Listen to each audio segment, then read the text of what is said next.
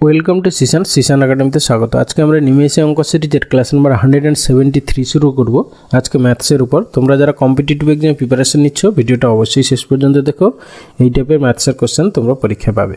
তার আগে বলবো তোমরা ভিডিওটা কিভাবে দেখবে। নিজে হাতে কিন্তু অঙ্কগুলোকে নিজেকেই সলভ করতে হবে। প্রথমে তোমরা নিজে হাতেই সলভ করবে, মানে কীভাবে না, প্রথমে কোশ্চেনে যাবে, তারপর ভিডিওটা পজ করবে, করার পরে এবার তুমি সলিউশনটা নিজে নিজে করো, ঠিক আছে? তারপর এবার আমার ভিডিওটা প্লে করে এবার তুমি সলিউশনটা মিলিয়ে নাও। আমি যদি কোনো নতুন প্রসেসে করে থাকি তাহলে তোমার সেটা যদি ভালো লেগে থাকে তাহলে তুমি ওইভাবে পরে করতে পারো, ঠিক আছে?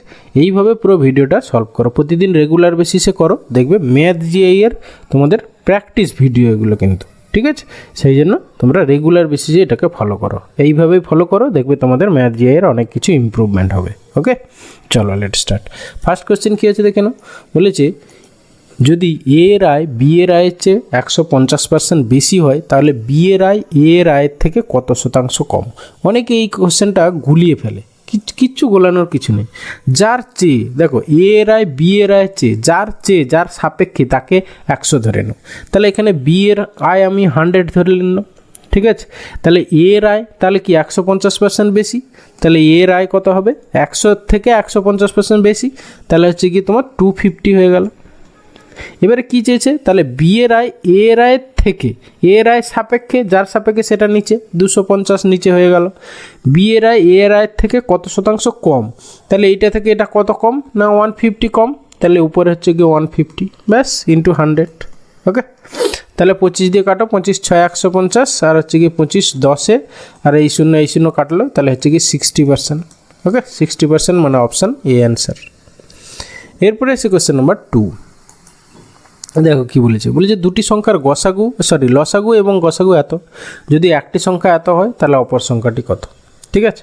জাস্ট কিচ্ছু নেই, তোমরা সবাই জানো যে দুটো সংখ্যার গুণফল ইকুয়াল টু লসাগু ইন্টু গসাগু। যেহেতু একটা সংখ্যা দেওয়া আছে তাহলে লসাগু ইন্টু গসাগু বাই একটা সংখ্যা করলে অপর সংখ্যা পেয়ে যাবে, ঠিক আছে?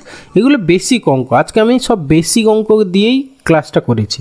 হ্যাঁ, দেখো তাহলে লসাগু কত 4284 ইন্টু হচ্ছে গসাগু কত 34 বাই হচ্ছে কি একটা সংখ্যা মানে 204। ওকে, দেখো 34 দিয়ে যদি কাটো, 34 হচ্ছে গিয়ে 3 মানে 3 6 18, 6 দিয়ে 6 4 24 আর 6 3 18 19 20, তাহলে 6 দিয়ে কাটলো। এবার এই 6 দিয়ে তুমি একে কাটো, 6 7 42, 6 1 6, 6 4 24, 714 মানে অপর সংখ্যাটা হলো 714 মানে option A answer.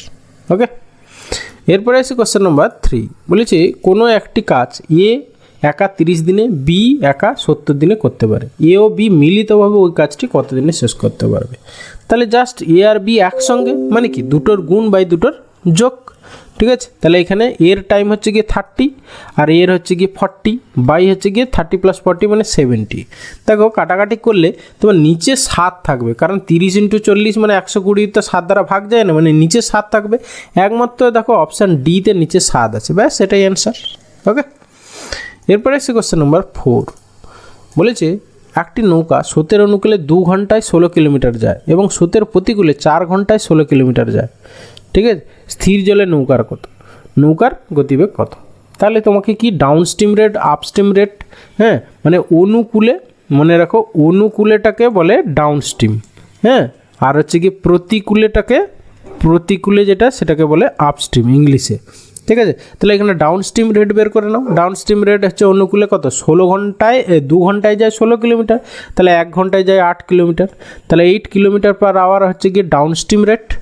R up stream rate হচ্ছে গিয়ে তোমার 4 ঘন্টায় 16 কিলোমিটার মানে হচ্ছে গিয়ে 4 km/h হয়ে গেল তোমার 16/4 মানে 4 এত কিলোমিটার/, এটা হচ্ছে আপ স্ট্রিম রেট। এবার down stream rate, up stream rate দুটো যদি পেয়ে যাও তাহলে স্থির জলে নৌকার গতিবেগ কী হবে না ডি প্লাস ইউ বাই হচ্ছে গিয়ে 2, এটা হচ্ছে গিয়ে নৌকার গতিবেগ।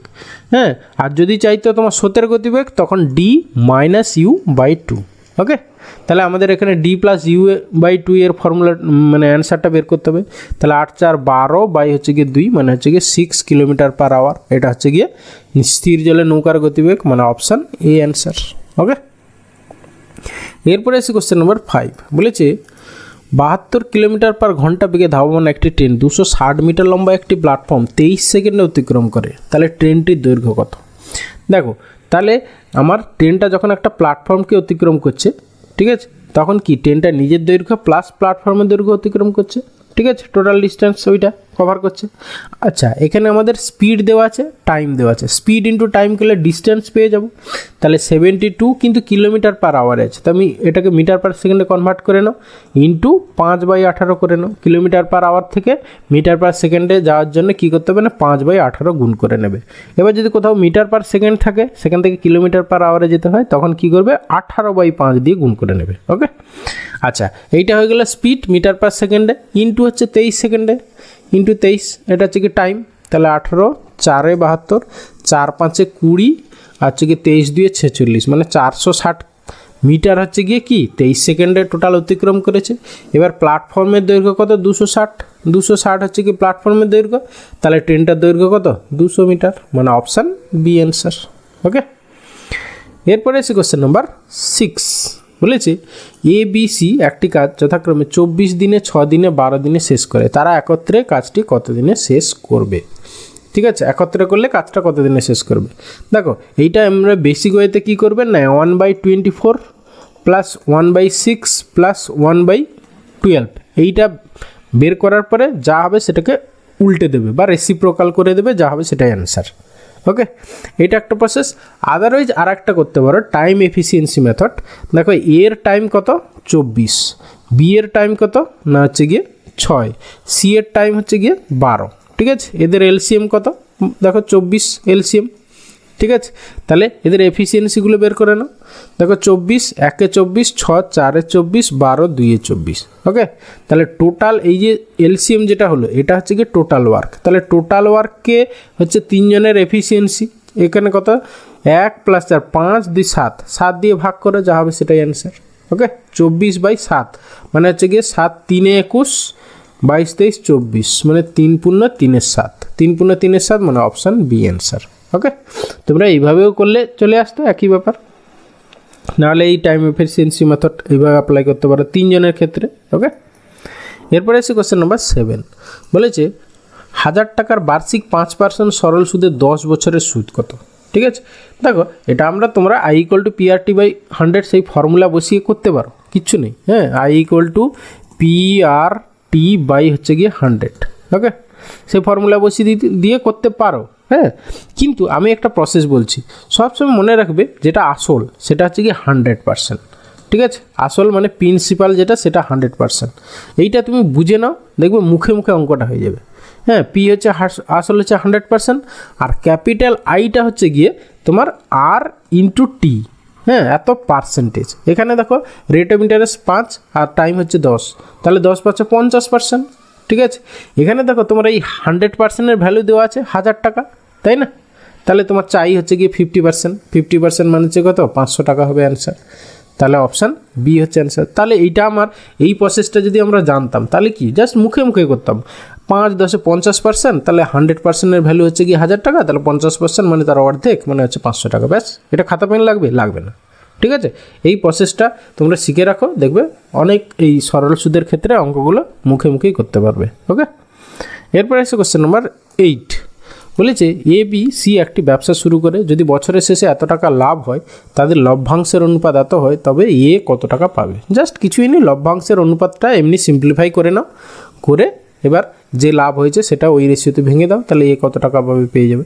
ঠিক আছে, আচ্ছা, এই রেশিওটাকে আমরা সিম্পলিফাই করি। দেখো, নিচেরগুলোকে তাড়াতে হবে। এখানে 2 আছে, 2 3 4, এদের এলসিএম কত না 12 দিয়ে প্রতিটাকে গুণ করে দাও। ঠিক আছে, প্রথমটাকে যদি 12 দিয়ে গুণ করি, মানে 12 × 1 2 = 2 3 = 3 4। ওকে, তাহলে ইকুয়াল টু সিম্পলিফাই করলে 2 6 12, 3 দেখো 4 12, 4 2 8, তারপরে হচ্ছে গিয়ে 4 3 12, 3 3 9। ওকে, ব্যাস, এইটা হয়ে গেল। এবার টোটাল কত ইউনিট দেখো, 8 6 14 আর 9 4 13, 23 ইউনিট। ঠিক আছে, সেই 23 ইউনিটের ভ্যালু হচ্ছে টোটাল লাভ, মানে 11,500 টাকা। তাহলে তোমার চেয়েছে এর কত, এর হচ্ছে গিয়ে তোমার দেখো 6 ইউনিট, তাহলে 6 ইউনিটের ভ্যালু কত।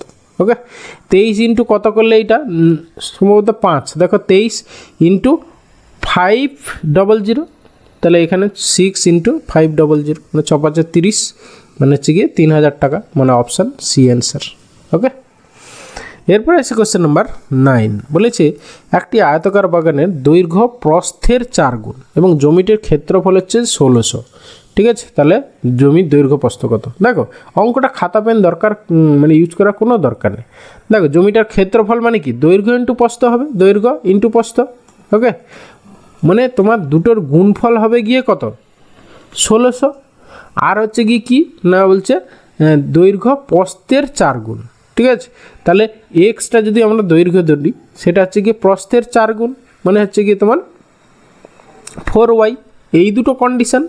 ঠিক আছে, তাহলে দেখো কোন দুটোর গুণফল হচ্ছে 1600 আর আরেকটার 4 গুণ। দেখো প্রথমটা যদি আমরা টেস্ট করি, 20 4 80, হ্যাঁ, আবার হচ্ছে 20 আর 80 গুণ করলে দেখো তোমার 1600 হয়ে যাচ্ছে। ব্যাস অপশান নিয়ে, একমাত্র একটা অপশানই এরকম হবে, দুটো অপশান তো হবে না, তাহলে অপশান নিয়ে অ্যান্সার। ব্যাস, ঠিক আছে, এইগুলো করার কোনো দরকারই নেই।